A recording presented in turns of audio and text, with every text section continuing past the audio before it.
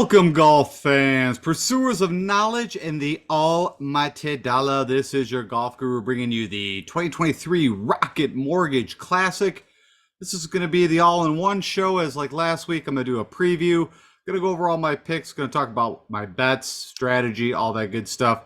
Of course, I got some custom stat models. We're going to break down the course, thing that you need to know to get a little bit of an edge on your DFS lineups and hopefully get in some bets to make some money. So that said, thanks for stopping by, and let's go talk a little golf. All right, so real quick, I'm going to do a real fast recap because this show, I noticed last week for the travelers, went way too long. I want to keep these things under an hour for you guys. So the two highlights that I had, of course, was picking Denny McCarthy and Chez Reavie. I had bets on both of them at high odds. I tweeted out, I cashed these guys out. So I cashed Denny out after he was leading round two, which made a nice little paycheck. And then, of course, Chez Reavie, I believe I was, day three? He led at one point, cashed him out at a good time, and that worked out great. But as we all know, they did not win, and I kind of knew that. There was no way that I really felt like Denny was going to go wire to wire. Chez has been playing good golf, but of course he was doing a lot with the putter, and that finally regressed to the mean. But of course, Keegan Bradley did end up winning, and I was not on him from a DFS perspective. I had no money from a betting side on him. And kind of shame on me because anytime he plays around his hometown area, he does typically, does pretty well. And the only time I could really point to wasn't so much that he came up on my mind or on the custom stat models or anything I did at the Travelers, because he mentioned typically he's not done so well at this tournament because he's tried too hard to, of course, win in front of his family and friends. But great win for him. You know, I'm not going to go into all the details. One thing I do find funny is Chris Berman and his hair over here. But of course, I guess he belongs to TPC River Highlands. All right, just real fast, you can look at the stars that I have highlighted. That was some of my picks, and, pretty good ones. I mean, Brian Harmon, Reavie, Cantlay guys. Typically, I do show up at TPC River Highlands. There's the Denny, of course, ended up at 18 under. Corey Connors and Ricky Fowler, I was on. I don't remember if I picked Minwoo Lee. Some of these guys, I just try to go off memory. But, yeah, over and all, I was pretty happy. Like I said, I had minimum money on the DFS side from a large GPP. I literally put 5 teams in. I was just kind of, I think as all of us, we have a bit of a hangover. Now we're kind of going into where I like to bet probably a little more on some of these than I do DFS. I'll still, of course, do DFS, but just maybe a little heavier on the betting side because I do feel like I mentioned even at TPC River Highlands, which kind of came to fruition that I skipped over the top 3 guys. Right, the Scheffler, Rory, and I'm trying to think who the other was. And I kind of started at Cantlay and also Xander. Xander was doing well, but I think he fell back on Saturday. But really the only guy that kind of showed up, and that was Scotty. And Rory, I mean, I guess you could say, I don't know, for their price tags, do you really feel like they got paid off? I mean, Keegan, Harmon, and Reavie all were in the 7,000. So I don't know. I'm not saying that you couldn't definitely have done something pretty good in a GPP format with those guys, but like I said, the narrative of these guys coming off all that golf and then going to kind of this lull, I just was trying to see if they actually would do a whole lot. And, also I was on Ricky at 9,000, which I did feel. And of course, as you saw on my screen, everybody's picking Ricky. Everybody's betting on Ricky. Of course, he's an ambassador for the Rocket Mortgage, has played this tournament. I think it was like him and Bubba Watson were like the two kind of, I'd say, bigger name staples, even DeChambeau back in the days, of course, who won here. Which we'll talk about. But anyways, we want to see what kind of came to fruition. Off the tee wasn't really demanded. Of course, as I kind of stated, guys that typically have an advantage hitting the ball long and straight really couldn't use that as much at TPC River Highlands. And that kind of came to fruition again.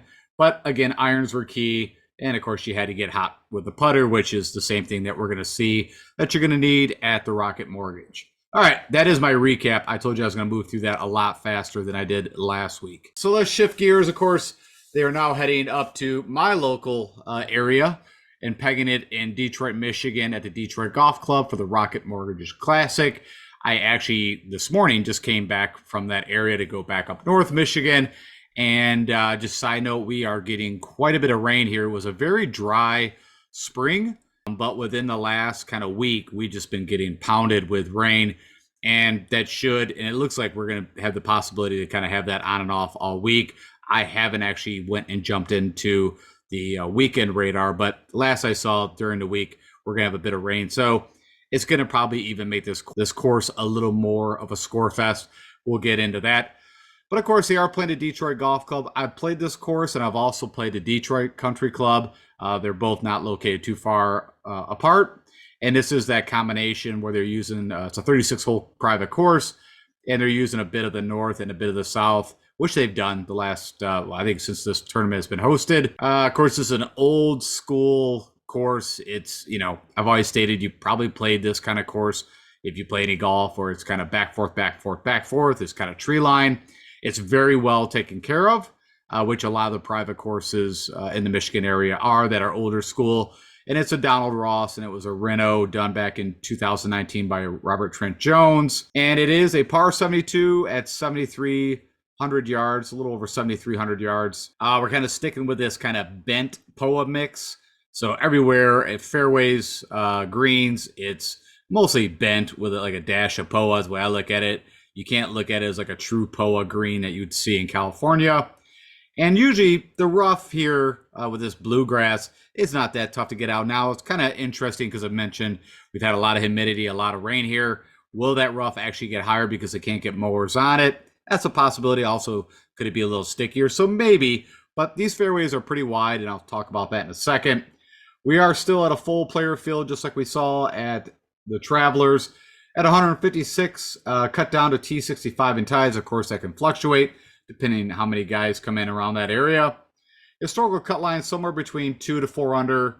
And the winning scores, I mentioned I was there at the inaugural Rocket Mortgage Classic.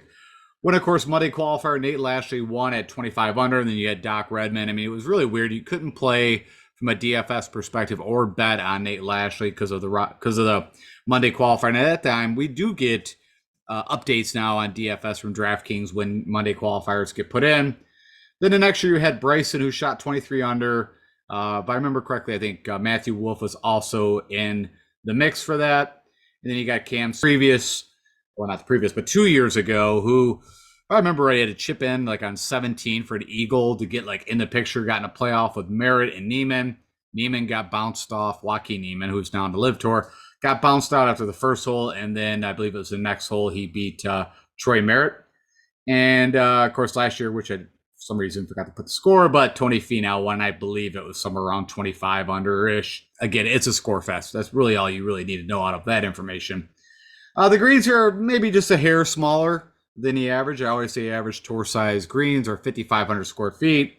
You do have a bit of sand, but nothing hard to get out of. I mentioned the fairways are pretty wide, so 30 acres of fairway, which on average we see somewhere around 25-ish would be more on the tighter side of a course.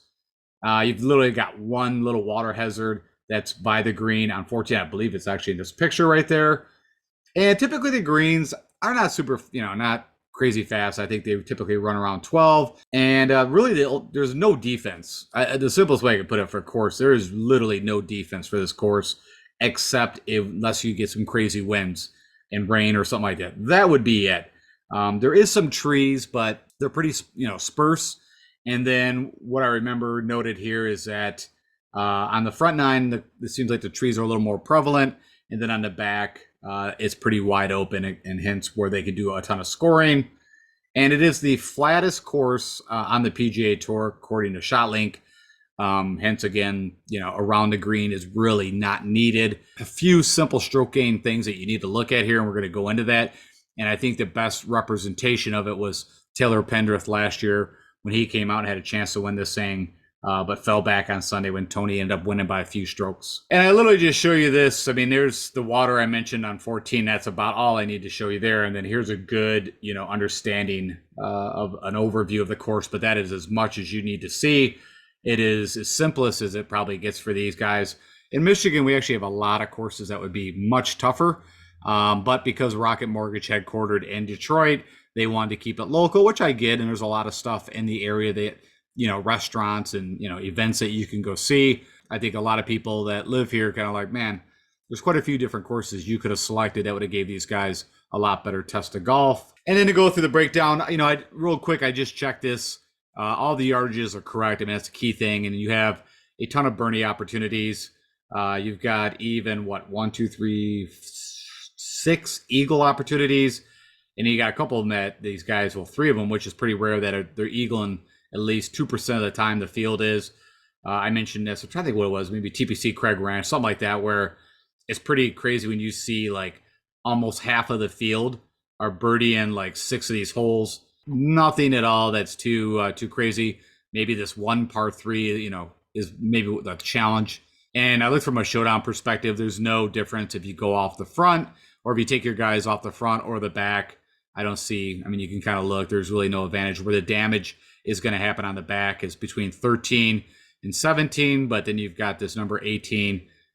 So, I mean, I guess you could say, well, if you did birdie that and birdie number 17, it looks like you have an easy. So, I mean, you could make an argument maybe of taking guys off the back. I mean, definitely want to get them off a quick run, but I don't think it's that big of an advantage. Where typically, like if you saw, like number 1 was a par 5, and then you had a par 5 and an easy par 4 or something like that, then you'd want to shoot guys off the back. So, okay, and I told you I checked the yardages. We're all good there.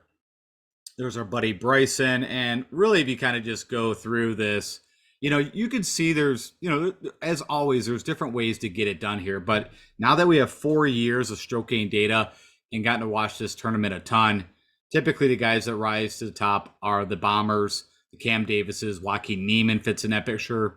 Troy Merritt, not so much a bomber, but Brandon Hagee hits the ball a long way. Bubba, trying to see, Kokrak, pretty decent off the tee. And then we go, of course, to Shamble Wolf that I mentioned. I mean, 2 guys at the time that hit the ball the furthest off the tee.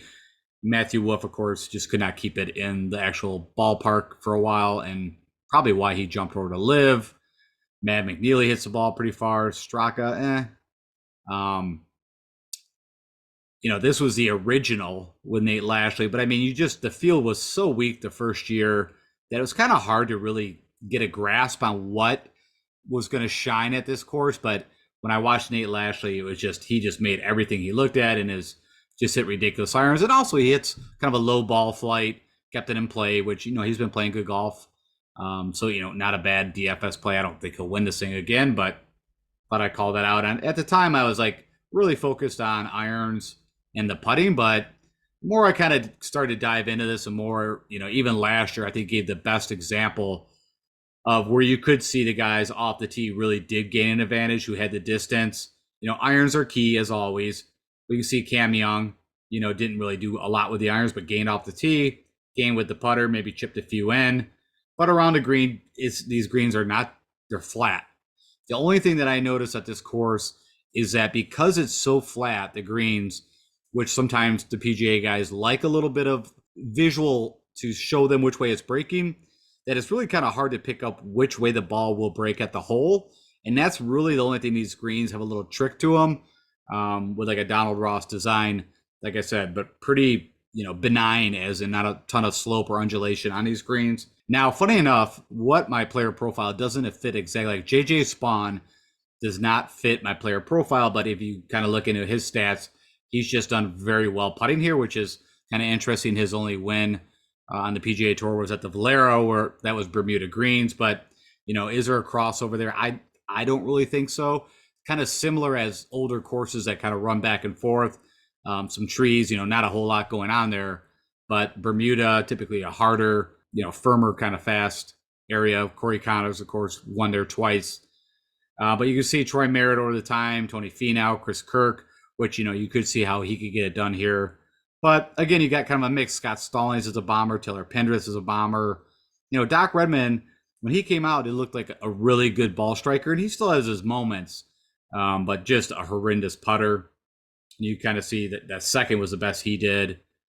Funny enough, we'll talk about in the betting side, but Henrik Norlander, they hung a pretty big number out there, more than at 350. I think it was 400 to 1. I did actually put a bet on him, just side note. So what I'm going to be doing, and again, this really has gotten slimmed down through the years, but I'm looking for guys that can bomb it. There's just not enough penalty if you go wayward, and these guys know it. Like, if you've ever played these kind of courses, if you drive it way right or left on almost all these holes, you're actually just in the other fairway. Yes, could you get behind a tree? It could happen, but they're pretty, like I said, sparsed out. And so, there's not a lot of need for scrambling so much. There's not a lot of need for around the green. So really, you can heavily weight guys that got the length off the tee, guys with really good irons, and then the two procs to the pins, which again for the bombers that show up over and over. And this was a perfect example of what Taylor Pendrith did. Is he just crushed it 330, 340, had a ton of shots from like 100 yards in, and then actually just had a hot putter. And that was it. That's all the guy had to do. And so I think that is literally the formula to get this done. So, of course, again, driving distance approach. The two procs to the pins that show up the most, which equal about 30% of the shots coming in, this is 75 to 100, 100 to 125. From a perspective of a ball striking course where you need guys good from like the 150 to 175, this course shows up the lowest I've ever seen, demanding that proximity to a pin. So again, just showing you bomb it and then just have a little flip wedge in and, have a run at your birdie. And if you make your birdies, you're going to have a chance to win this thing. So again, a lot on the scoring and a bit on the putting. And that's it. That's really all, I'm going to be doing from the profile that I'm looking at. So with that said, of course, I created a custom stat model, taking all that knowledge. And I actually took a little larger sample. I took 2 samples for you. But typically I do 24 rounds, which is 6 tournaments. I actually took a larger sample because we've had a lot of tougher tournaments, right? We had, some of the majors. So I kind of want to get some of the further back golf before that, which I think gives a better representation of what these will show. So anyways, what the model looks like, so is driving distance is weighted at 25%. You'll see I've got no fairways in here. I'm not worried about, how much they hit the fairway on this course. Approach, I got weighted at 25%. And then those two proximities pretty heavy because of how often they're going to be hitting from that range at 10% each. Putting is crucial at 10%, and then need to get those birdie or better gain, birdies and eagles. Pretty rare that I put a lot of this scoring in, but anytime we go to a score fest, which this is, and which really TPC River Highlands turned into, again, they had no wind. The course had a bit of rain, and you saw, as I kind of stated, what was going to happen to that course if that happened, and it did. They shot almost 25 under. I think is where Keegan ended, somewhere around there. 23. I think he bogeyed a few holes towards the end. Anyways, with no filters turned on, and when I click calculate this thing, number 1 comes up Ricky Fowler, and he's going to come up quite a bit. And a lot of this, of course, Ricky's been just playing amazing golf, had a chance to win the U.S. Open, had a chance even at TPC River Highlands. Like every tournament he's been playing in, he's had a chance, and everybody thinks this will be the tournament. That's really the only reason why I think he probably won't, is because everybody expects it. And also, if you look at his past history here, it's not been good, but he's also, as I mentioned, a huge ambassador. So he's probably got a ton of marketing engagements that he does. And also his game really has flipped the corner within the last, 12 months. And the putter, as we've seen, is a huge thing. He's been ball striking way better for a while. And then finally that putter came along with it. And that's a deadly combo. Davis Riley, of course, the Valspar guy that almost had a chance to win that a couple times. Well, at least once for sure. But I think he had a pretty good showing this year.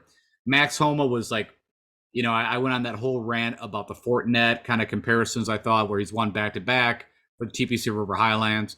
I also talked about, he won at TPC Potomac in the area, and it was also kind of a strategic course. The other Wells Fargo he won. That did not work. I think Max, he's minted it. His swing has went sideways since before the Masters. So I'm going to have a hard pass. I kind of said I was going to give him one last go. Now, probably shock me because these guys can flip a switch. Then Max will come out and do really well this week, and I'll have none of them, but just can't do it anymore. Tony Finau's putters kind of regress. Kind of the first guy, I always tell you this, first guy that came to my mind and I put a bet on was Joseph Bramlett, where I think he's a perfect fit for this course. I actually got him at 71, so I'll tell you that right now. His odds only dropped down to 65 to 1. I still think it's a great bet. The putter can cause some issues, but reason why bad putters have won this event is because it is the simplest greens these guys are going to put on probably almost all PGA Tour. So just kind of a side note with that. Of course, Morikawa was another guy that I was on, which I think a few people were. Just thought it was a perfect fit for him at TPC River Highlands. And, he just had a really bad opening round and then shot like 7 under day 2 to miss it like right on the number of the cut. But I could see how Colin could actually win this. It's been a while. I think I mentioned since 2021 he's had a win, but I think I'm going to pass, which again, hence he'll probably do well this week. Ben Wyatt, of course, shows up. Typically, it's the putter with him that causes issues. Also, you can see that those shorter pitching wedges are causing some problems. Chesson Hadley showed up a little bit at TPC River Highlands, has done that before, but also this course fits in pretty well. Of course, JT, I mentioned, even tweeted out that he had that really good Saturday, had a chance, I think, to chip in for a 59. And I did not end up betting his 75 to 1. I don't know how many people did, but I was kind of like, here we go. We had that opportunity. It's going to pass us. But then he kind of came back to reality. And I think he still gained like a stroke with the putter over the weekend, but just didn't do enough. Hideki actually played pretty well at the TPC River Highlands at the Travelers, but, didn't get it done. But I mean, I told you there was a lot of steam on him. And again, this is actually the driver has been the issue for him. It's, and the putter as usual, but the driver is what's kind of keeping me off him. Will Gordon, I'd say, would be my second guy that I was most excited to bet. I think I got him at 150, but I'll share that all with you guys. Of course, Keegan, but for me, Keegan was just so psyched to win that thing. I'm sure it's kind of the narrative out there, like it was his kind of fifth major, it's been stated. But I kind of agree a little bit, man. These guys have played a lot of golf. I haven't even looked at Keegan's results here, but, not that he can't, but can he go have another, birdie fest with that putter? I think he gained, I already forgot now, but it was like 6 to 8 strokes with the putter. Sam Stevens, I actually bet too. Nate last year passed first, inaugural champ winner. And then Luke Liss actually fits the profile of a guy that could win at this course. Of course, with his one win at the Farmers on POA greens, but those are real POA greens. These are actually way more bent. They are POA. All right, that was a little longer. So now I took a sample, real recent form of just the past 3 tournaments, 12 rounds. And funny enough, Luke Liss pops up like second. Again, the putter is the problem, but he didn't do too bad, if I remember correctly, at the Travelers. Hideki's next. Ricky's number 1, as you see. Home O'Reilly, Chuck Hoffman, who actually had a pretty good U.S. Open for Chucky. Kind of interesting. Austin Eckroat, I told you, he made the cut, but he didn't do anything. And, everybody was, at least that I saw, was all about betting him. But could be another good week to go back to him. You could, when it opened, get him at 80 to 1. Looks like his odds had dropped to 50 to 1. Benoit M, Morikawa, Shankster, who had a chance with the Charles Schwab to win. And it kind of fell apart a little bit on Sunday. Not bad. Gordon Sargent. It's kind of crazy that this guy just was a disaster at the Masters. And then he played, I don't know a couple tournaments ago and didn't have he made the cut, but that his odds are that I bet him, but I got way better odds than that. Keegan Bradley, Tom Kim, another guy, right, that I was high on to do something. And he had a couple of good rounds. And then literally on Sunday, and I haven't heard anybody else state this, but on PGA Tour Live, they are like, hey, he's limping. And then literally someone piped in that he's got tendonitis in the foot, which flares up, which I do believe could be affecting him. But, had no clue of that going into the tournament. I still, I haven't checked Twitter heavily, but I didn't hear it spoke about, from any of the announcers. That was just discussed on PGA Live on Sunday morning. And he had a chance. I think he got like 5-6 under pretty quickly and then kind of missed some little 3-foot putts doing what Tom Kim does. Nate Lashley and Tom Detry. But I wanted to share that Tom Kim news with you, why I probably will be off him this week. Now, again, it's a perfect fit. A lot of the comp courses are TPC courses where he's got at least one win at Shriners, and then what the other would be the Wyndham, which is at Sedgefield. Okay, if you want to know who's got the best history at the 313, which is the area code of Detroit for Detroit Golf Club, you're going to hear that quite a bit, probably a little bit to nauseum. They had a challenge here where it was like you had to birdie. Maybe it was eagle, birdie. Like this is the hole in one you need on a par 3, but I don't know. It was a challenge if you did it. Rocket Mortgage donated a bunch of money. It's never happened and probably never will. But if you want to know who's had the best history here, now you got to kind of keep an eye on these numbers here, as none of these guys look like they played or at least got all the rounds in, maybe missed some cuts. But Taylor Moore played here, had a good showing last year, and he came up number 1 against my model. Taylor Pendrith, as I mentioned, had a chance to win last year. So I kind of like this model because it shows you, at least last year, these guys all kind of fit the mold. Of course, Finau won. Pendrith came in second, if I remember correctly. Taylor Moore was up there. Scott Stallings, just bombs it, can get hot with the irons, but typically a pretty bad putter. Hideki, Lanto, Matty Wallace, who had a terrible TPC River Highlands Travelers outing. And he's kind of struggled, right? He won, Corrales? Is he or Puerto Rico? Or one of the vacation swings. I don't even remember now. But since then, his game's been pretty bad. Cam Davis has been doing the Jekyll and Hyde thing still. Like he'll just totally suck and miss a cut and then come out in top 5. So I believe he did pretty well at the Travelers, if I remember correctly. So I'll be curious to see how he ends up doing here. Ben Wyatt, Keegan Bradley, Tom Ken, Adam Svensson shows up here. M, Sanjay M, Shank, and then JJ Spawn again pops up here with the historical against my model. But you're going to notice, because of how heavy I'm rating distance, that everything else, you can see JJ Spawn has done very well and has played 16 rounds of golf. So it looks like possibly he missed a cut here. Nope, I take that back. He's played here all 4 years and hasn't missed a cut. So scratch that. All right, so I did this last year and I'll do it again. So even the fine tune, which I feel like the model that I'm using is pretty slim down, but if we want to take it to just the very key areas that I think, distance, approach, these 2 procs of the pins, and just make birdies and run that over the last 36 rounds of golf these guys have played, or 9 tournaments. Davis Riley, funny enough, comes up number 1 against that. Finau, Morikawa, Homa, Matz, Joseph Bramlett, Fowler, JT, Luke List, Ben Wyan, Nate Lashley, Hadley, Palmer, Stevens, Hoffman, Stefan Yeager, Will Gordon, Keegan Bradley, Chris Kirk, and Tom Kim. A lot of these guys have repeatedly showed up over and over, in which I said this model is not crazily different, but I just wanted to do it for myself. And like I said, if I do anything for myself, I try to show you guys too. And then you want to get into specifics. So if you're building lineups, let's say hypothetically, you just buy guys that do the irons very well. And from those 2 procs, you're going to notice just completely approach. That's all the iron shots coming in. I got that weighted at 40%. And then those 2 proximity pins that I think are the crucial ones are both weighted at 30. And the guys that show up. Oh, and I wanted to do this with more recent forms. So that's just 12 rounds, the last 3 tournaments. Hideki's been on fire with the irons. Morikawa as usual. Patty Kazire, funny enough. Lashley, Todd, Hoffman, Tom Kim, Kirk, List. James Hom, we're going to talk about him on the betting side. Aaron Badley pops up there, which he had a kind of nice little run for Aaron Badley making cuts. I'll put it that way. JJ Spawn, Grayson Sigg showed up at the Travelers. JT, and then Doc Redman, of course, who had a runner-up here the first year the tournament was hosted. All right, so I mentioned this is going to be a birdie fest, and if you've watched anything else, you've probably heard this 1,000 times. But if you want to look at the courses who's given up the most birdies, which I believe the next tournament we're going to be playing is TPC Deer Run. And oh yeah, side note, the Rocket Mortgage, due to this elevated events and stuff, this is not an elevated event.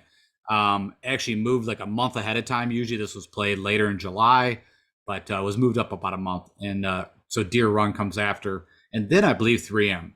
Might be 3M than Deer Run. But anyways, 3M was the one I kept forgetting that is coming up here on the Midwest swing. With all that said, the most birdies given up is TPC Deer Run on the PGA Tour. Then, of course, we just watched last week to Travelers. Shriners in Vegas gives up a ton. You can almost get to 30 under there. The Waste Management Phoenix at Scottsdale, that's early in the year. We already saw that. And then funny enough, TPC Sawgrass, which that was kind of interesting. The one that I don't know why it's not in here, this is probably a year-old data, is TPC Craig Ranch, which I think there's only been 2 tournaments there. So maybe that's why I didn't get, but that place is a score fest, maybe the easiest course on tour. So I also included that. So what I did is I had this kind of comp course with a focus on scoring. So I took all those courses you saw, plus added TPC Craig Ranch. So a ton of TPC courses. And I've stated to you guys before, you guys can go play TPC courses. They're typically, every state has a few of them.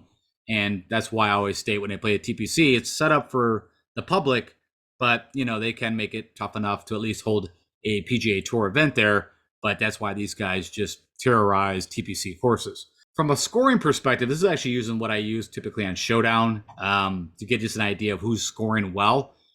And if you look over the last 6 tournaments, 24 rounds, and we're heavily weighted as birdies at 50%, eagles at 15%, and then that birdie or better gained. Of course, that's opportunities to get a birdie or an eagle. And over the last, as I mentioned, 24 rounds, 6 tournaments, number 1, JT, Sanjay M, Ricky Fowler, Hadley, Matsuyama, Tom Hoagie, funny enough, pops up, which he's been kind of struggling. Cam Davis, Nick Hardy, great ball striker, kind of rough with the putter.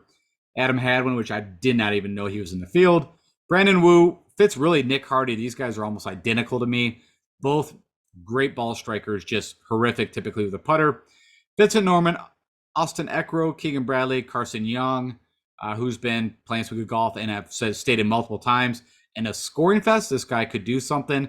He makes a ton of birdies, but also can make quite a bit of bogeys at times.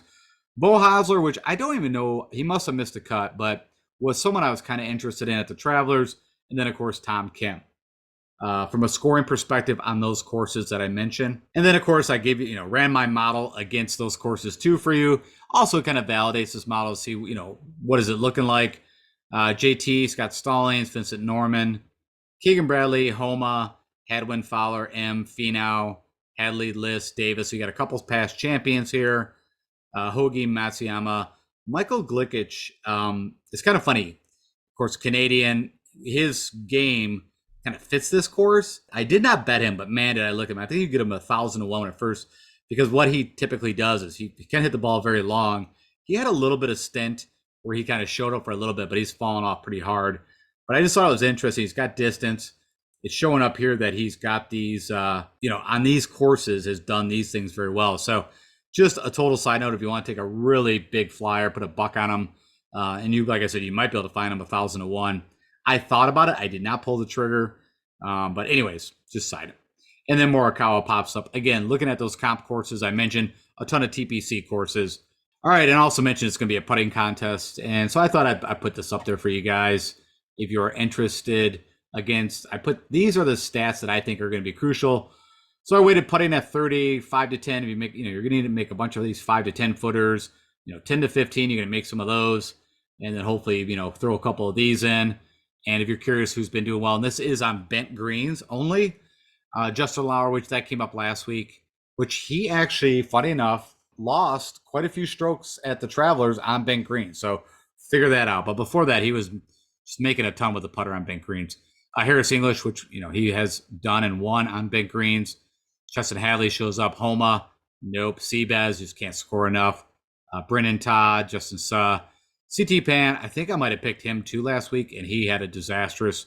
Travelers, Adam Long, Austin Cook, Keegan Bradley, Luke Donald, Piercy, who, can literally go 7 under one day and then go 7 over the next. Colin Tarrant and then Austin Eckrow, literally he can do that in 2 nines. I've seen a guy go 4 or 5 under on 1 9 and then go 4 or 5 over on the next.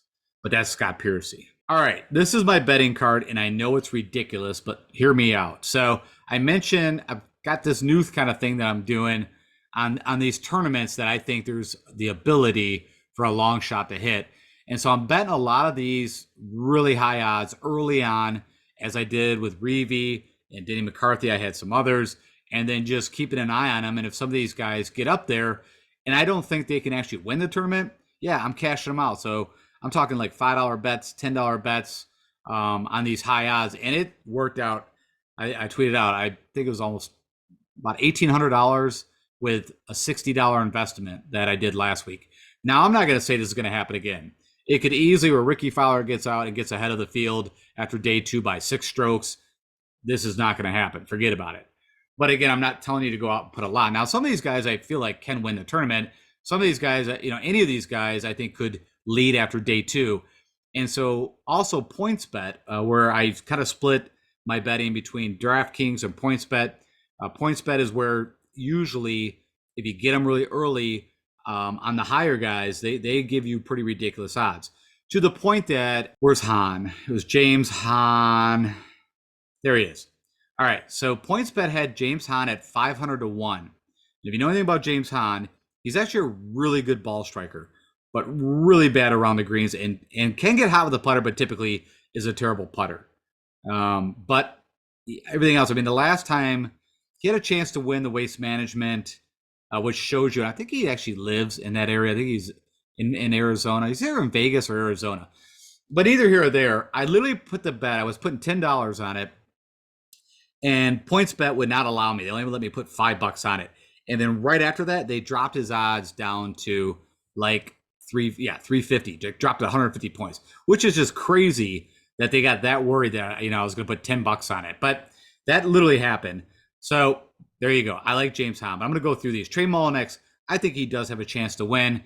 Of course, he won the, I always get these confused, the Barracuda or the Barbasol. I think it was the Barracuda.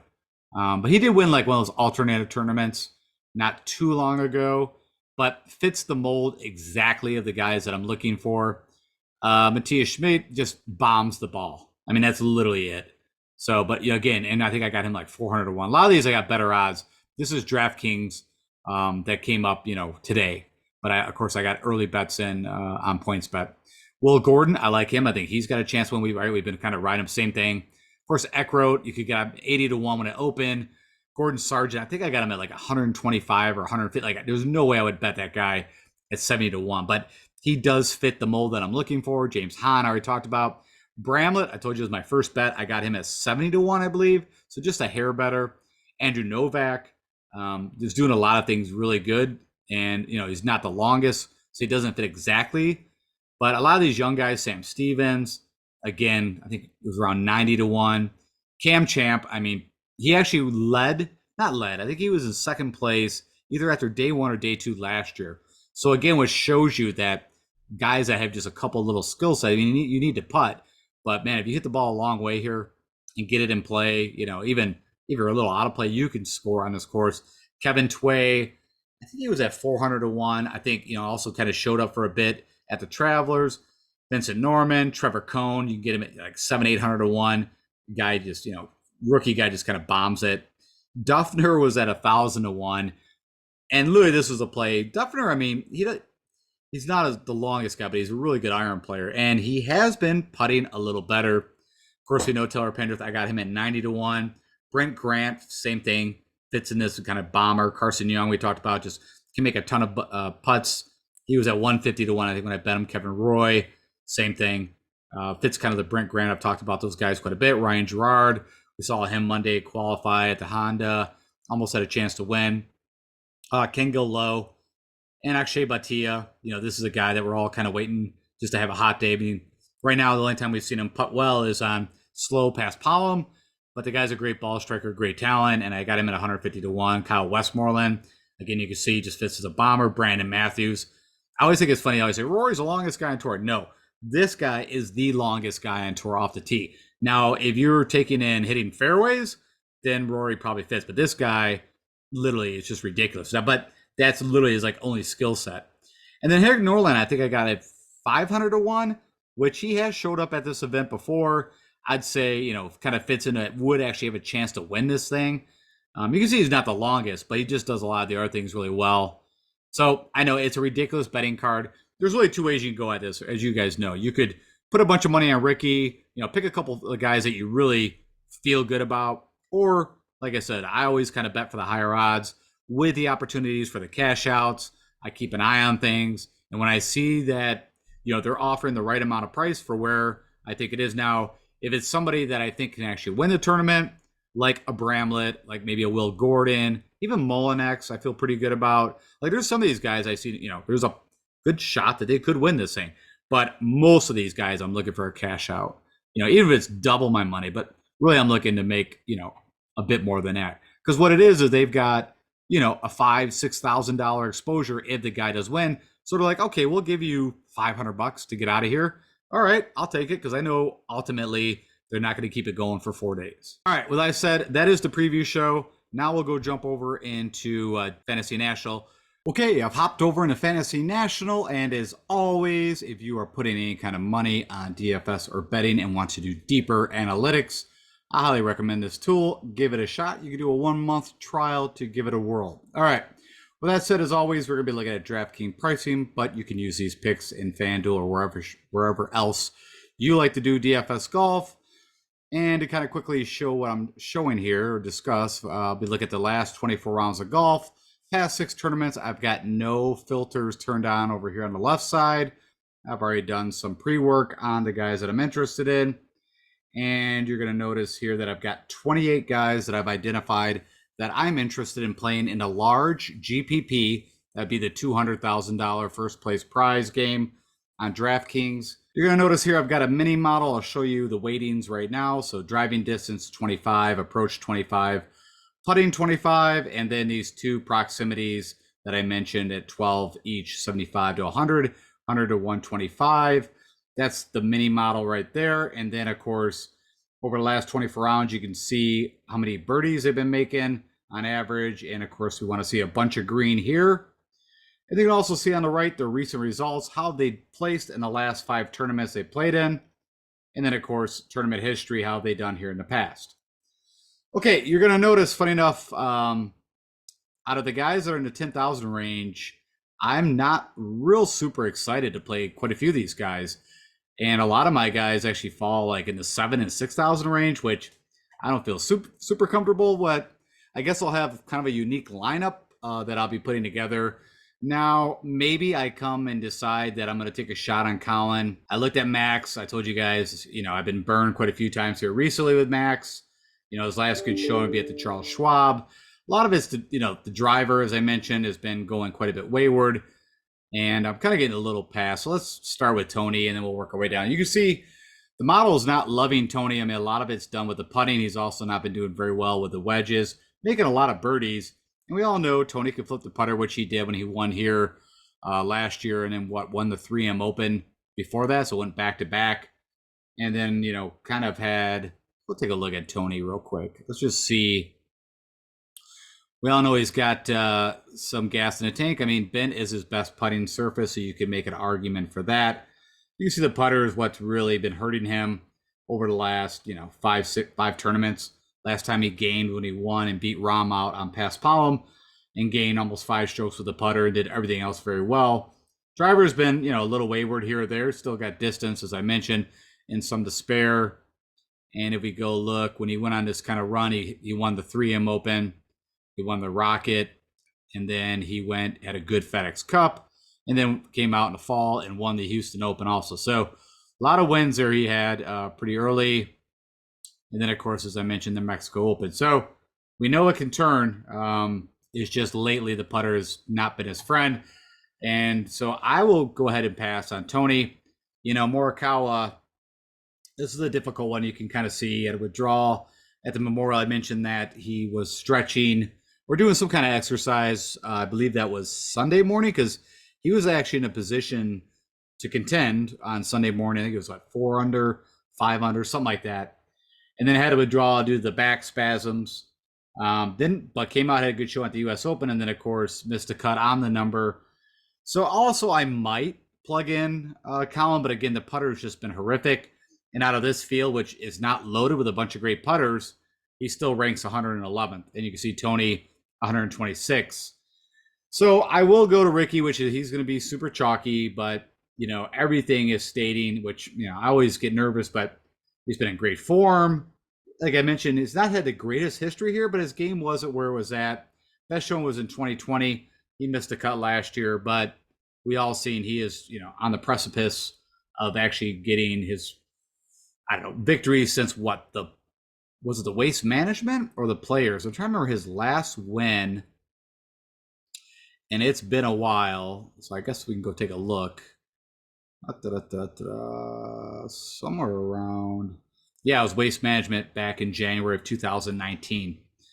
But yeah, I mean, everything's pointing to the sign that he should win. Again, Max, one time he was just dead nuts with his pitching wedges. And, everything was working, but the driver's been off. We can go look at Max real quick. Typically, I'd have no problem playing here, but you can kind of see the putter he lost a little bit, but, was gaining quite a bit. But then off the tee's been all over. The irons have been kind of back and forth. I mean, he had this really nice run when he won the Farmers. He had the Century, the Genesis, of course, everything on the West Coast, and then not too bad in Florida swing. And I kind of mentioned after the Players, he went to the Masters. And something happened. He didn't get into specifics. He just said his swing was, not good. And then, not bad at the Wells Fargo, where he, of course, has won his first victory at Quail, but missed a cut at RBC. So it's been like back, forth. 2 missed cuts here. I mean, the Travelers kind of shocked me. I mean, you kind of see I was hoping that he was going to come out of a good showing there.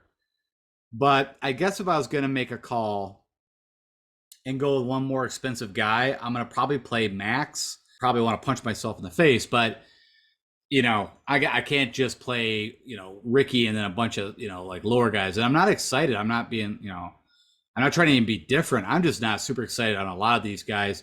Of course, JT, we've documented.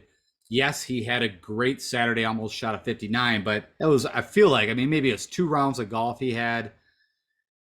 we've been bit by that, right? With the Tom Kim and the Morikawa before, the week before. I mean, again, the putter has been horrific. So, man, there's a lot of risk, I guess, is the simplest way. I told you Tom Kim has got tendonitis in the foot, and he's kind of been, struggling, you know, but again, played here once, had a seventh showing. I don't know if I showed that kind of that quick. And again, I mean, if we, it's just been so bad. And then with Hideki, right? I mean, the putter is always a problem. But I told you he was testing a bunch of drivers. I still think he's not happy. Let's go take a look. That it kind of already showed that the driver's been an issue. He did gain though. Maybe he found some at the Travelers. He went nuts with the irons at the U.S. Open, but again, the driver was a problem. The putter was a problem. Last time he was really done anything was at the Memorial. Let me just go see something real quick here. Let's take a look at the Rocket. I just wanted to see. So he did gain, lost a little there. Yeah, I mean, I gotta pick one of these guys. I can't just go with Ricky out of. I mean, my next guy in would be Cam Davis, and I don't feel great about that either. I'm gonna go to Max. So that'd be my two upper guys in the 10s and kind of 9s. I mean, I'm kind of skipping a lot of the 9s, and I'm going to go with Cam Davis. Of course, like I said, all these guys, we know they're elite talents. There's a reason why they're up here. But I think, yeah, I mean, the Ricky Homa would be kind of my start. But maybe I go like Ricky, Cam Davis. I'm skipping Keegan. I mean, honestly, he hasn't had the greatest starts here, but I mean, he's on a heater. Let's see how much he gained with the putter. It was kind of ridiculous. It was like 6 strokes, 7 strokes with the putter. But he also was in Fuego. But I mean, look at this. I was trying to figure out why he didn't come on my radar. And now I see, I mean, the irons were just trash. And I needed someone with really good irons. And of course, he just goes out of nowhere and gains 7 strokes with the irons, gains 7 with the putter. I mean, if that happens at any time with anybody, they're going to win probably a tournament. Side note, I just saw Harris English has a WD. I don't know what's going on. Maybe the hip kind of fired back up or something, but he is withdrawn from the tournament. So that took another guy out that, not that I was super psyched to play Harris, but at least would have gave him consideration. I'm going to pass Keegan. Harris is withdrawn, so you don't have to worry about him. Stefan Jaeger had a good showing here last year. Missed a cup before that.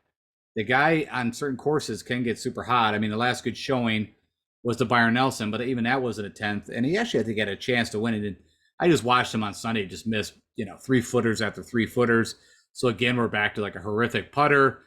But if, some of these guys at the top just, flip that putter, if it's JT, if it's Morikawa, if it's Hideki, if it's Finau, they're going to have a good chance of being in contention or winning. But trying to predict who's going to have that is very difficult.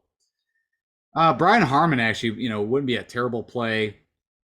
I'm kind of, as I said, looking for the guys that are, maybe a little more distance off the tee. So I think I'm going to pass on Brian. And I'm going to go to the rookie, Ludwig Eber. I mean, I think he's kind of the hot play. But the guy does have just crazy distance. The first time I watched him, got to watch quite a bit of his golf. He was actually really good around the greens and putting. I'm trying to see where that would have been. How was the RBC? So maybe I had some false hopes with the putter, but man, some of the stuff he did around the green, he's gaining quite a bit off the tee. The irons have been It's a bit of a high ask for him, but again, when you look at the field, it really kind of drops off pretty severely, pretty much after Sungjae Im. And again, he hasn't been in the greatest of form. So like I said, man, at the top, it's not going to shock me. We have a crazy leaderboard going into Sunday. And so maybe that's how I'm going to have to just build my lineups. Smalley, just not my cup of tea. I told you, I'll play him at the Wyndham where he's, kind of his home course. He didn't have a bad showing at the Travelers. Maybe that comes, but you can see that putter is pretty brutal with him. Chris Kirk, I think actually he's had good showings here. I think even though he doesn't fit the mold, I like what he's been doing with these short irons. Typically, he's pretty accurate. Of course, he's like, Sea Island Mafia guy, which has won the RSM. But then, of course, when I bet him there, or play him, he doesn't. So he won at the Honda not too long ago. I mean, he did it at the Valero, which is, much longer, tougher track. It's amazing that he had that good of a showing with that bad of irons. I mean, man, he has not been in that good of form either. That's interesting. I don't know. Yeah, it's pretty hard from a modeling perspective. I think you just got to kind of go with your gut on a lot of these guys. But I kind of like Chris Kirk, so I'm going to keep that. Hoagie wouldn't be a bad play because the putter is usually, but man, his irons, he was in Fuego early in the year with his irons, like one of the better iron players on tour. And then it's kind of been not so great. But yeah, there was this run gaining 10 strokes, gaining 6, gaining 7, gaining 4, gaining 10. Like he was on a nice torrid pace. And the putter you knew was always, but now the irons kind of went away. The drive, I mean, everything's been kind of bad. So I can't do Hoagie. Straka, I don't know. Again, of course, he had his victory. What last? Not this year, but previous at the Honda. He's had a couple of good showings here. No, Benoit and I think a lot of people are going to go to, and so I'm just going to kind of zig because again the putter is just so bad, and you're going to need to make putts here. Adam Hadwin, of course, showed up at the RBC, but no, not the guy I'm looking for. So literally after, the guy that Cam Davis. I mean, I got Ludwig. Chris Kirk, I'm not super excited about playing, but Austin Eckroat, I kind of like him for the price. So I'm kind of like I said, the eights is where I'm dropping down to. You can see he's doing everything good, been making a ton of cuts. Taylor Moore had a really good showing here last year. Also like his skill set, can score. Play him a bit, as I mentioned in Showdown. And what he won, I don't remember this. Did he backdoor that win into the Valspar, right? Yeah. So yeah, and then RBC not too bad, but it's kind of had not the greatest run of form lately. But again, you got to kind of pick your poison. Justin Suh's been getting it done with his putter. I mean, he could be kind of interesting. He's missed a cut here twice, but he doesn't have the distance you can see in the irons. So it's tough. I mean, it is tough to find guys that you're really excited about. I'm playing Davis Riley, so again, maybe I'm on a Valspar kind of correlation here. Of course, he had his chance to get his first win there. I think he went to a playoff with Homa. Oh, no, I'm sorry, Burnsy. I think that's right. Was it Sam Burnsy and Burns drained a long one? Let's go take a look at this.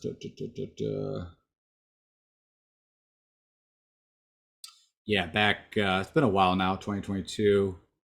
Did a lot with his putter, but he's got a nice. I mean, the guy's a good ball striker. I'm not really looking, but he's got the distance. Been doing okay with the proximities I'm looking for. Nikolai Horgard, I mean, kind of a couple, like, and a lot of these guys are going to be one-trick ponies, but, he hasn't had the best of form. I think the last time he did anything was on the vacation swing, which, it's like Corrales. Let's go take a look here. I think it was either Puerto Rico or Corrales. Corrales had a nice showing, and it's kind of not done a whole lot of sense, but kind of like Nikolai. Seabez, I don't think can score enough. Patrick Rogers is also a WD, so another guy that I wanted to play has withdrawn. This happens at this tournament. I think some of the guys, I don't know. I mean, I'm not, I think they just have a bad, it's not the greatest course to play. The area is way better than a lot of people think. They've done so much in the Detroit area, but so that's kind of a bummer because I definitely been playing him. Bo Hosler, kind of nothing great. So I'm going to skip. I told you Joseph Bramlett. And actually, on my long shot bets, I'm actually kind of excited about. I think he could do something here. Let's go take a look at Bramlett real quick. It's definitely got the distance. The putter is the problem. Gained a little bit. Boy, gained quite a bit at the TPC Craig Ranch. Good showing at the Mexico Open. Funny enough, a little small track. He actually played well at the AT&T. Smallest track that they play in the PGA Tour. So he had a kind of a nice little run here. Made cuts, had a ninth at the Houston. I'd like to see him. He had a good showing at the Memorial. So I'm going to jump on that train. JJ Spawn would be like a safe play. I mean, I think everybody's going to play him because of his history here. And it is a different way to get it done. But man, the guy has not been in good form. So it's kind of hard to like totally chuck out recent form and just go on history. I mean, the putter's been terrible, but we look at the Rocket. He's just done it a lot with just the putter. I mean, you could, and a little bit of the irons, nothing off the tee. I don't know. I just think it's a little volatile, even though he's shown over and over. So I might, maybe he'll do 5 for 5. Gordon Sargent, I told you, just a crazy like long shot bet, but I'm not going to play the guy. I'm going to go with Brandon Wu. So give me just a good ball striker. His putter has actually been doing a little better than standard. So he's had a couple really nice putting outings. typically, like I said, he's done pretty good off the tee in the irons.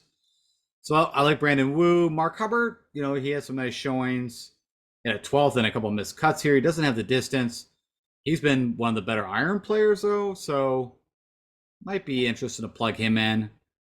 Brendan Todd, now if you're looking for someone that's actually, he was the one I kind of said, he's kind of back and forth.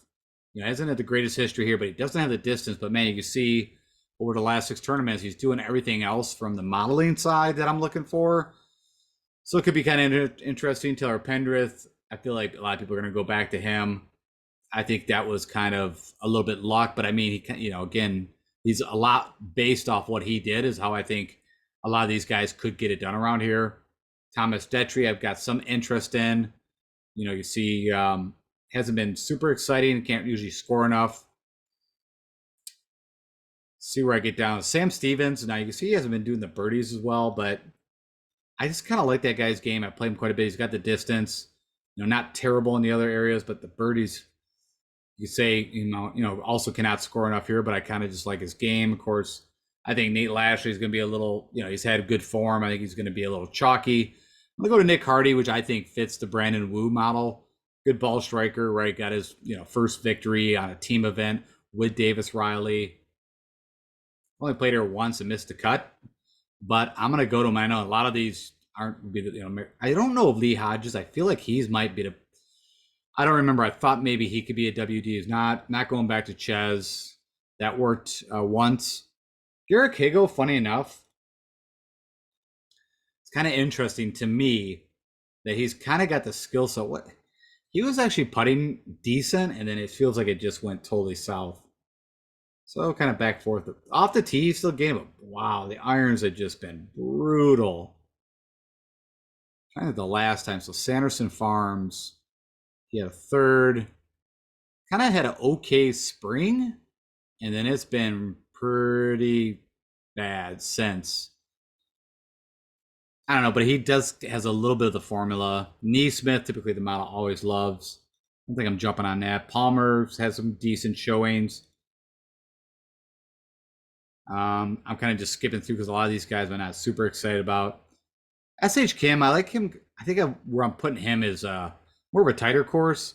Told you Will Gordon I'm betting, and I think he's a perfect fit for me. One of the guys that would probably be in a ton of my lineups with Bramlett. So if Bramlett, Will Gordon blow up, then you'll know what happened. I'm actually going to go to Luke List, which I haven't done this in a while. But he fits in my mind. He's got the distance, been really good with the irons. And this is a place that he could, he's shown, he had a 21st, not be brutal with the putter. So hope that can happen. Harry Hall, no thank you. Funny enough, just went nuts at the Charles Schwab, chipping in and making crazy putts. Webb Simpson, I've been off you for like 2 years. Buckley has withdrawn from this tournament. So side note there, I'm almost 99% sure. So Matty Wallace, no. Funny enough, he's had a couple good showings here. So here's a perfect history versus recent form. He blew up. I think he shot like an 80 at the Travelers. It was really bad. So he won Corrales and did okay at the Valero, and then it's just been bad. So you got to figure that one out too. I'm not going to do it, but if you're like, hey, maybe the guy comes here, feels good about it. He's had 2 good showings. I'm going to go back to Akshay Bhatia. I think he's a great talent. The putter is a problem, but maybe these greens are very simple. Kevin Yu had a pretty good showing a couple days at the Travelers. I'm going to go back to that. The guy's doing a couple of things that I like. Champ, I told you I bet him, but that's it. Dylan Wu. You know what? I'm going to highlight Wu. I'm going to play him. I didn't, for whatever reason, I think I skipped over him because he doesn't have the distance, but man, you can't get to pick a litter. Carson Young, I told you guys he can make a ton of birdies. You can also see he's not the perfect fit I'm looking for, but I'm going to go with that hot birdie. I hope he doesn't make as many bogeys. Stallings just has been in just a terrible run of form. Davis Thompson, just no. Bennett, I don't know. I kind of picture him where I'd like him more on the tighter courses. So he's not really my fit. Damon, kind of same thing. Told you I bet Vincent Norman, but that's where I'm going to leave it. Benny Martin's kind of just, I don't know. He had a hot springish too, and then not has done that a whole lot. So I'm going to go Andrew Novak again. Kind of fits a lot of things I'm looking at. Had a good show at the RBC. I also bet him. I kind of like his game for a rookie.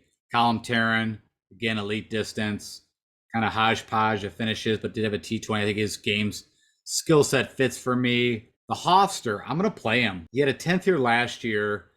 He's showing some form, had a pretty good U.S. Open, missed because of Travelers, but you got to see, I mean, again, it's all the putter. So I think he might be a little unique. You know, Doc, he did it the one time. I mean, Doc Redman's, you talk about someone that's difficult that would just pop out of nowhere. Vacation swings, I've seen him do it. So let's go take a look. I mentioned, like I said, he came in second here the first year. So he had a little bit of a showing at the Byron Nelson. Like, look at this, like the Valspar, then just a ton of minutes across AT&T, Byron Nelson. Couple Beach, he, at least made a cut, Wyndham. But the last time I think he had a chance, oh wow, I totally forgot about the Palmetto, which that was kind of like a replacement field and event. That was that's kind of interesting. That wasn't even what I was thinking of. It was more of, Bermuda. I mean, that's way long time ago when last time, like since the Rocket that he did anything. Cheston Hadley, I don't think is a terrible play. I know he's not highlighted, but I could see him doing okay here. Doesn't have the distance, but doing everything else. Had an okay showing at the Travelers. I'm gonna go to Molinex. So again, my narrative where I'm leaning, I want to go with the guys with the distance off the tee. He's not been in the best of form. Played here twice at a T37, but for the price tag, that's not too shabby. Actually, have Aaron Badley. I don't think I'm gonna do that. I think I'll swap that out for the Dylan Wu. Sorry, Badley. I know we got some Badley guys out there that watch me that like him, and I don't think it's a bad play. I'm not doing it. Scott Piercy, I'm gonna go with just the crazy up and down, out of nowhere, right? He almost won the 3M Open. So let's go look at this. So that would have been, I'm like really stretching here. So he showed up at the Craig Ranch, had a chance there. Houston Open, like some easy courses. But yeah, there's the 3M. And then funny, he came out the Rocket Mortgage. I mean, he did it so much with the putter, but kind of similar. Bent greens. I don't know. Just something. This is back to just a gut feeling. I like that he can spike, but man, can he keep it together for 4 days? Jimmy Walker, I had no idea actually had this kind of distance, but something about this tournament smells like a Jimmy Walker top 10. So I'm going to go there. Usually I'd like Lucas Glover would be the play. I tried that at the Travelers. I'll wait to the John Deere. We'll play some Lucas Glover. I told you I bet Kevin Tway, so you can make an argument. Showed up at the Byron Nelson. Had a good show in here in 2021. He does have that elite distance. That's about it recently. Smotherman, you can make an argument for you. Where did he show up at? He was in contention, kind of out of nowhere. It was a tough course too. He showed up to Mexico, but I feel like he was like leading at, maybe it was the Players. It was somewhere like just off the wall. He's had some good, like I said, I was a big fan of Smotherman. I haven't been playing a whole lot of them. I told you, Bet Hendrick and Norlander, which, hopefully for the cash out. He's had a good history here, so not the greatest recent form. Call you on. I'm gonna give him a shot. He kind of fits my Brandon Wu, kind of, almost Nick Hardy. I feel like he's a pretty good ball striker. I mean, the approach is pretty bad, but he had an 18th there. Again, just kind of a dart. Harry Higgs, right? Finally showed up at the RBC Canadian out of nowhere. Troy Merritt, I'm not playing him, but as I mentioned, had that playoff 2021 with Cam Davis. Told you I bet Matty Schmid. You know what? I didn't. Let me go take a look at this guy. I think he's the German? Crazy distance. Where's his last? So the American Express, which would not be a tournament that I'd be trying to peg him at. The Barbasol, that's just a good old shootout. I don't know. I don't think I can recommend him or play him in DFS. Sorry. Anybody else I got down here? It's funny. It's went by Kramer Hickok, but he's been a bad run of form. EVR, you guys know I love to play some EVR. He has just been horrific, as you can see. And I've tried to sell him at times, even myself, because he can just go crazy hot with the irons, but nothing is working. usually be okay off the tee. He could hit one wayward. Usually the irons were like his strong suit. And then if you could just get him positive with the putter, like here you go, the Amex. It's the last time, or I guess the Valspar too, but just didn't putt. But I don't know. Like I said, any of these guys, I told you it's 1,000. James Hahn, I bet. What I was saying was any of these guys, as we know, they're all pros. They all are elite. Just looking for that, to flip that switch. 6,300. I'm going to play some Brent Grant. He's got crazy distance and, just kind of it's a guy I'm going to take a shot at down here. That's about as much as I can sell that. Kevin Roy, which is probably a better play. You can see my model ranks. He's been doing these things even better. So it's kind of funny. I told you I bet him like 500 to 1. He showed up at the Mexico Open. Corrales never played here. But again, probably maybe a better bet than Britt Grant. But I think I did this before and it worked out. At least one of these guys had a decent finish when I went to him. I just pulled this guy up. He showed up at AT&T Bar Nelson. So that's at a Score Fest. Corn Ferry guy, Peter Keist, right behind Brandon Matthews in distance. So if you're looking for a crazy sleeper that could totally change the outlook for, if he ends up like a top 10. But the funny thing is, you don't have to play a lot of these cheap guys because I'm not super sold that you need to play a lot of guys.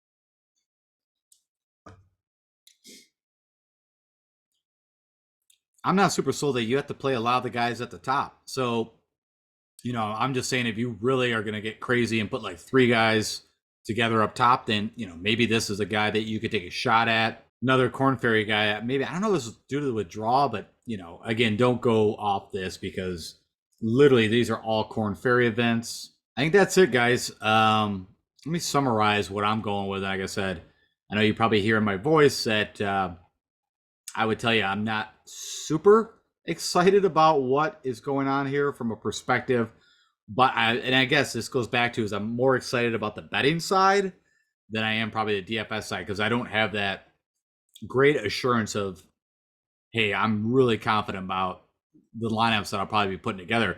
And I think because a lot of the guys at the top have had some issues.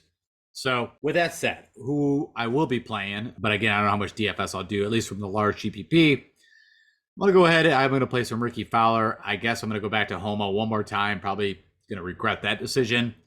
Maybe I might skip a bit of Homa and try to go with some Cam. But again, he's been Jekyll and Hyde. Ludwig Eber, he's not really proven. He's had a pretty decent little run here. But I'm going to give it a go. Chris Kirk, you can make, definitely does not fit the profile. But something's telling me I think he could do pretty well here. Ekro, Taylor Moore, Davis Riley, Nikolai Horregard. Again, a lot of these guys have bombed. I am excited about Bramlett. We'll see how that works out. Brandon Wu, pretty good ball striker. Sam Stevens, Nick Hardy, Will Gordon, Luke Liss, Akshay Bhatia, Kevin Yu, Dylan Wu, Carson Young, Andrew Novak, Colin Tarrant, Charlie Hoffman, Trey Mullinex, Scott Piercy, Jimmy Waka, Carl Yoon, Brent Grant, Kevin Roy, and Peter Keist if you really want to get a little nutty. Okay, that's it. Let's jump out, wrap this thing up, and get you guys out of here. Okay, as always, thank you so much for spending some time with me. Click that like button, share with anybody else. I know I didn't sound super confident when I was going through the picks and the analysis, but there's, a lot of question marks on a lot of these guys. And then even when you see a guy like a Ricky Fowler that you're like, this is the guy that's going to win it. I've always said when everything looks so perfect, that's when things kind of bite you in the butt. But anyways, hey, I did notice I hit 2,000 subscribers. Thank you all for that. And let's keep growing the base. And do me the honor if you are checking me out for some odd reason for the Rocket Mortgage for the first time and haven't subscribed, please click that subscribe button.